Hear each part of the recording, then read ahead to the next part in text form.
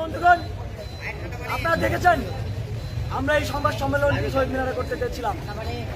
আমাদের ক্যাম্পাসে পুলিশ আমাদেরকে বলল আমরা নাকি যেতে পারবো না। আমরা বললাম আমরা রেগুলার স্টুডেন্ট, আমাদের আইডি কার্ড আছে, তিনি তারপরেও যেতে দিলেন না। অথচ আমাদের ক্যাম্পাসের ভেতর ওই টোকাইরা ঘুরে বেড়াচ্ছে। আমরা কিন্তু বেশি দিন এটি বরদাস্ত করবো না। ঢাকা বিশ্ববিদ্যালয়ের শিক্ষার্থীরা নেমে আসলে কি হয় তা কাল রাতে আপনারা দেখেছেন।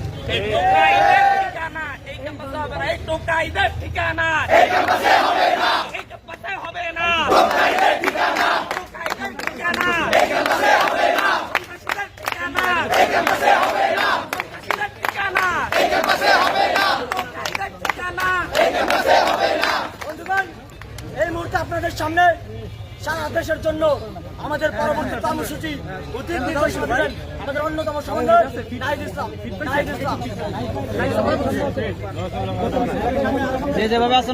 বন্ধুগণ, আপনারা আজকে সারাদিন দেখেছেন কি হয়েছে।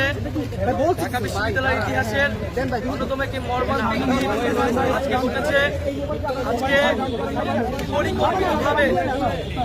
পরিকল্পিতভাবে বহিরাগত ছাত্র এনে এই বৈষম্য বিরোধী ছাত্র আন্দোলনকারীদের উপরে হামলা চালানো হয়েছে। আমাদের নারী শিক্ষার্থীরা আহত হয়েছে।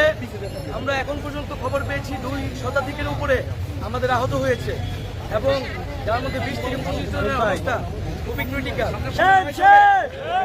আজকে যখন ঢাকা বিশ্ববিদ্যালয়ে হামলাটি হয়েছে তখন আমরা বিশ্ববিদ্যালয়ের প্রক্টরের নীরব ভূমিকা দেখেছি। আমরা এই প্রক্টর চাই না, আমরা প্রক্টরের কাছে জবাবদিহি চাই যে এই প্রক্টর কি করে। যে প্রক্টর থাকতে ক্যাম্পাসে অছাত্ররা এসে বহিরাগতরা এসে শিক্ষার্থীদের উপর হামলা করে এবং শুধু ঢাকা বিশ্ববিদ্যালয় আজকে সারা দেশে বিভিন্ন বিশ্ববিদ্যালয়ে শিক্ষার্থীদের উপরে হামলা করা হয়েছে। আমরা মনে করি এই হামলা পরিকল্পিতভাবে ঘটানো হয়েছে।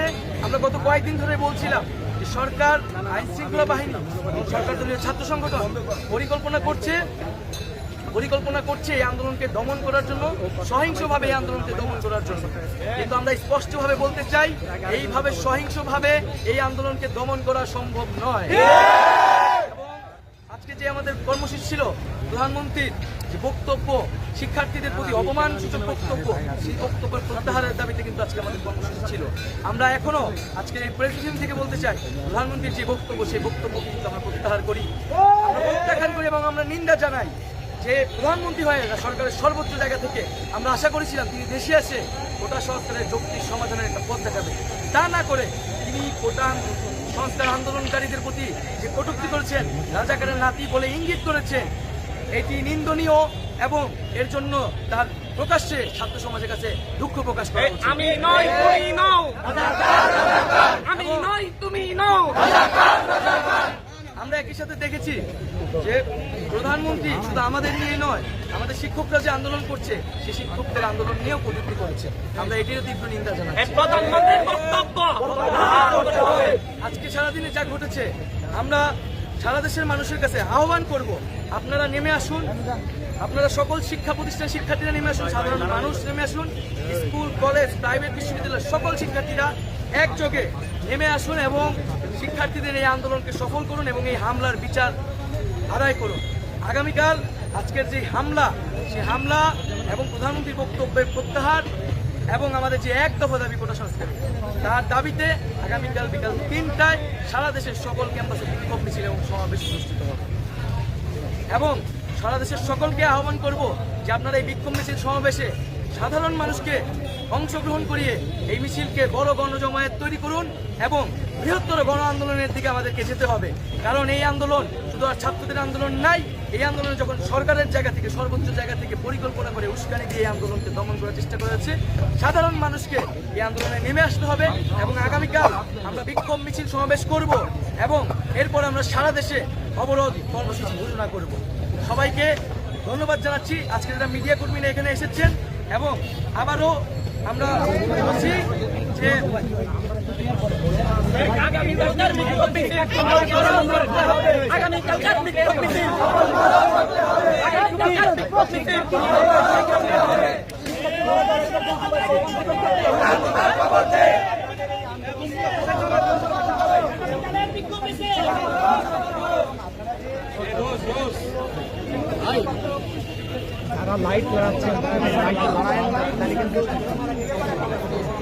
আমরা কিন্তু প্রথম থেকে বলে এসেছি যে আমাদের আন্দোলন মুক্তিযুদ্ধের মূল মন্ত্র সাম্য, মানবিক মর্যাদা, সামাজিক সুবিচার, সেই মূল মন্ত্রকে ধারণ করে কিন্তু আমরা বৈষম্যের করছি। আমরা মনে করি 56% বাংলাদেশে ফলে এখানে আসলে এটি বলার কোনো সুযোগ নেই যাবে, বরং যে কোনো আন্দোলনকে যেভাবে ট্যাগ দেওয়া, রাজাকার বলা, এটা একটা গণতান্ত্রিক আন্দোলনকে ট্যাগ দেওয়া বাংলাদেশের একটা বৈশিষ্ট্য হয়ে দাঁড়িয়েছে। সেই জায়গা থেকেই কিন্তু সরকারের জায়গা থেকে এই ধরনের কথা বলা হয়েছে এবং এই আন্দোলনের সাথে কিন্তু রাজাকার সাথে কোনো ধরনের সম্পর্ক এই সম্পর্কের সূত্রপাত কে ঘটিয়েছে? এই সম্পর্কের সূত্রপাত তিনি কিন্তু আন্দোলনকারীদের রাজাকারের নাতি বলে ইঙ্গিত করেছে। তখন ছাত্রীরা পাল্টা জবাব দিয়েছে, আমরা আমাদের আন্দোলন যৌক্তিক এবং ন্যায়সঙ্গত, রাজাকার বলা হোক না কি বলা হোক তাতে আমাদের কিছু যায় আসে না। আমরা জানি আমরা ন্যায়সঙ্গত আন্দোলন করছি, আমরা সেই আন্দোলন চালিয়ে যাব এবং এখানে তৃতীয় পক্ষের সুযোগের কোনো ঢোকার কোনো সুযোগ নেই। আমরা সবসময় বলছি শিক্ষার্থীদের একটা যৌক্তিক দাবি পূরণ করে দিলে এই আন্দোলন, এখানে তো দাবি পূরণ না করে তারা কেন এই ধরনের কথা বলছে? এটাই আমাদের আমরা এই বিষয়ে এখনো অথেন্টিক খবর পাইনি, এই জন্য আমরা এই বিষয়টি ঘোষণা করিনি। আমাদের অফিসিয়াল জায়গা থেকে ঘোষণা করা নেই। অনেকে এই বিষয়ে বলেছেন, আমরা এই বিষয়টি দেখে দেখবো। আপনাদের জায়গা থেকে যদি সঠিক ইনফরমেশন থাকে আমাদেরকে দিয়ে সহায়তা করবেন। ক্যাম্পাস তো অবশ্যই নিরাপদ না এবং আপনারা দেখলেন যে আমরা ক্যাম্পাসের শিক্ষার্থী হয়েও আমরা শহীদ মিনার যেতে চেয়েছিলাম, আমাদেরকে বাধা দেওয়া হয়েছে। এখানে অছাত্রদের এসে তারা হামলার সুযোগ করে দেওয়া হচ্ছে, কিন্তু যারা আন্দোলনকারী তাদেরকে এবং হলের ভিতরেও নানা ধরনের সমস্যা তৈরি করছে, প্রশাসন সমস্যা তৈরি করছে।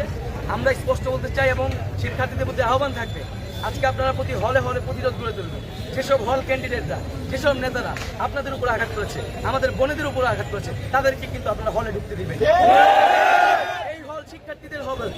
এই হল শিক্ষার্থীদের হল, এই হলে কোনো অছাত্র, কোনো সন্ত্রাসীদের জায়গা হবে না। অলরেডি দেখেছি অমরের কিছু হল, শহীদুল্লাহ হল, এফএইচ তারা কিন্তু হলে অবস্থান নিয়েছে এবং তারা প্রতিজ্ঞা করেছে, প্রতিরোধ করছে যে হলে যারা তাদেরকে হামলা করেছে, এসব সন্ত্রাসীদের তাদেরকে হলে ঢুকতে দেওয়া হবে। সকল হলে আপনারা এই প্রতিরোধ তৈরি করুন। হল যারা নেতা তারা যাতে আপনি ক্যাম্পাসে ঢুকছে না। আমরা দেখেছি একটি সামাজিক যোগাযোগ মাধ্যম সহ একটা ছবিতে 5% আছে স্যার। আমাদের কাছে আমরা পুলিশ আগাগুলির শব্দ শুনেছি, এখানে রড ব্যবহার হয়েছে, চাপাটি ব্যবহার হয়েছে, পাটকেল মারা হয়েছে, লাল রং ব্যবহার হয়েছে, আগাগুলির শব্দ আমরা শুনেছি। এখন ছাত্ররা হলে ফিরে যাবে, হলে অবস্থান নিবে। কোনো হল ক্যান্ডিডেট যারা আজকে হামলায় জড়িত ছিল, সন্ত্রাসী তাদেরকে হলে ঢুকতে দেওয়া।